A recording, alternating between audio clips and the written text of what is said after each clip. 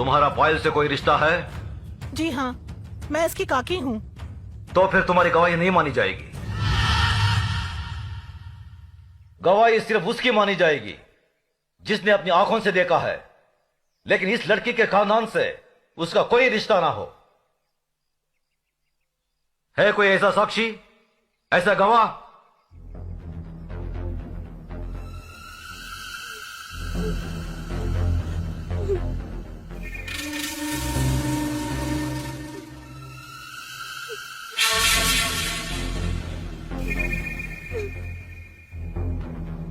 मैं हूँ मालिक। मैंने देखा है। तुमने क्या देखा है बेटे? मैंने देखा कि ये इस दीदी को जबरदस्ती अपने कंधे पे उठाकर पंपशीट में ले गया और दरवाजा बंद कर दिया।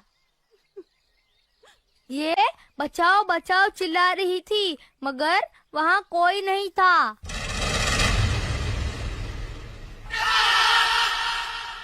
थोड़ी देर बाद जब ये बाहर आई तो इसके कपड़े फटे हुए थे और ये रो रो के कह रही थी कि मेरा सब कुछ लूट गया, मैं बर्बाद हो गई।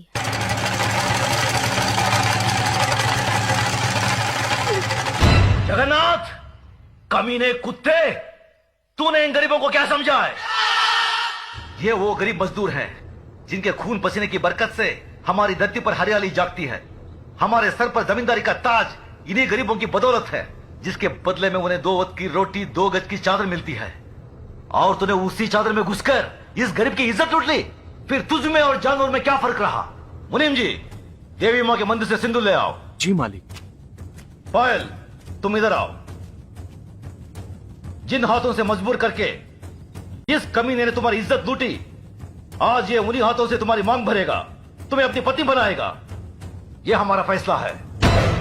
गजराज, अपना फैसला बदल दे। आंखें मत दिखा। ये नीच जिसके पांव अगर मेरी हवेली के फर्श पर पड़े तो फर्श गंदा हो जाए, इस 2 टके की लड़की को तुम मेरे घर की बहू बना रहे हो। तो नहीं जानता, जमींदारों में तो ऐसी बातें होती ही रहती हैं। मजदूर औरतों और मालिकों के बीच में ऐसे खेल तो अक्सर होते रहते हैं। कोई अपनी बीवी नहीं बनाता उन्हें। खामोश! मजदूर औरतों की इज्जत जमींदारों के बाप दादाओं के कोई जागीर नहीं होती जिसे वो अपनी मनमानी करे, रोन दे, कुचले। इज्जत इज्जत होती है, चाहे वो किसी ठाकुर की बेटी हो या किसी मजदूर की। पागल हो गया तू? तुझे इंसाफ करने की अकल नहीं है। तेरा अंजाम बहुत बुरा होगा गजराज।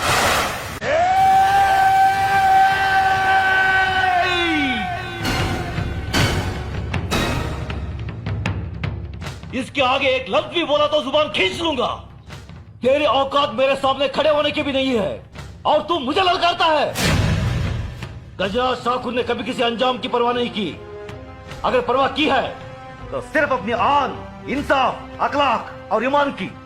इस लड़की की जन्म जात नाम इसकी कोई अहमियत नहीं है हमारी नजर में। अहमियत है तो सिर्फ इसकी इज्जत, इसकी पवित्रता की। जगन्नाथ, मांग भर इसकी। गजराज!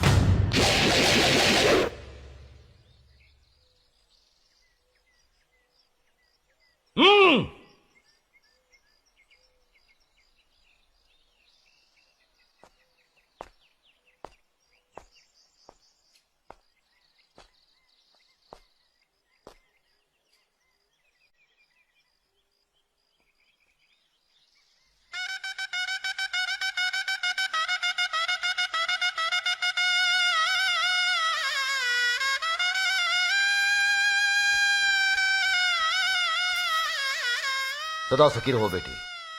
जगन्नाथ, अगर तुमने इसे कोई तकलीफ दी तो हमसे बुरा कोई नहीं होगा।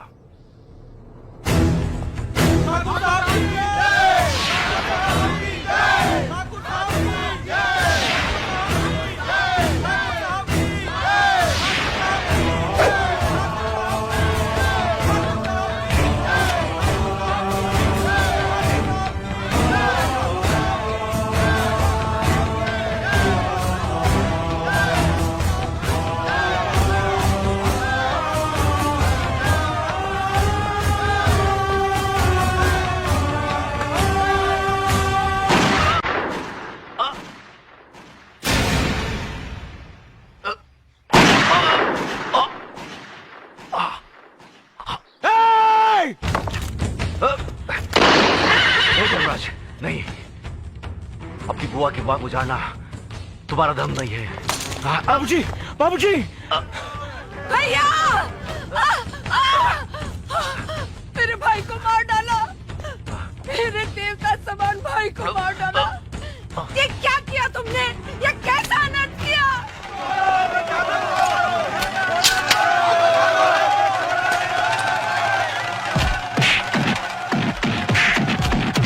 रुक जाओ, छोड़ दो उसे।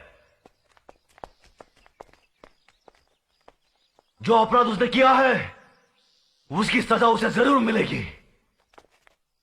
आज से 18 साल के लिए हम रंजीत सिंह ठाकुर को समाज और बिरादरी से बाहर करते हैं। आज के बाद अगर कोई भी इसके परिवार के साथ किसी भी तरीके का संबंध रखेगा तो उसको भी यही सजा मिलेगी। यह गजराज ठाकुर का फैसला है। भैया, बाबूजी, भैया, बाबूजी, बाबूजी, बाबूजी। धर्मराज, न्याय करने वालों के लिए रिश्ते और जज्बात कोई मायने नहीं रखते। बेटे, जान चली जाए पर आन ना जाने पाए। जान देकर जो आन की रक्षा करता है वही न्यायाधीश इंसाफ के आकाश की बुलंदी को छूता है।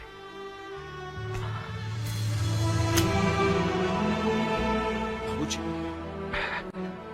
धर्मराज, जी बाबूजी। आज से हम भरतपुर कस्बे के न्याय और इंसाफ की बागडोर तुम्हें सौंपते हैं। याद रखो बेटे,